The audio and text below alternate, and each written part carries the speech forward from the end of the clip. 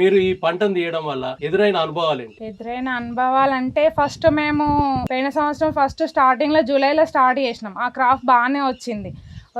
జూన్లో వేసినాం. జూన్లో వేస్తే బాగానే వచ్చింది.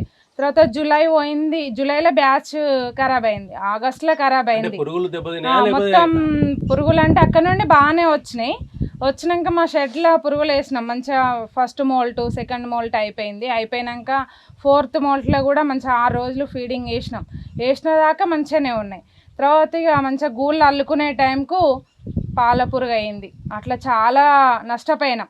3 బ్యాచ్లు సీరియల్గా నష్టపోయినాం. లాస్ట్ 4వ బ్యాచ్ మంచిగా వచ్చింది. 3 బ్యాచ్లు దెబ్బతిన్నప్పుడు అధికారులు వచ్చి మీకు ఏమైనా సలహాలు ఇచ్చారు? సార్ వాళ్ళు వచ్చిండు, ఇంద్రసేనుడు సార్ వచ్చిండు. వచ్చి ఇట్లా చెయ్యండి, కష్టపడండి.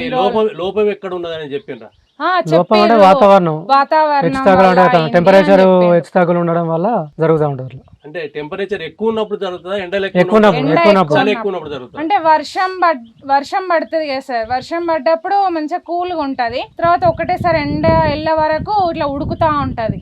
మొత్తం ఇట్లా ఉబ్బరు పోసినట్టు అయితే కదా సార్. అప్పుడు ఆ ఉబ్బరు పోసినప్పుడే పురుగులకు డ్యామేజ్ అవుతుంది.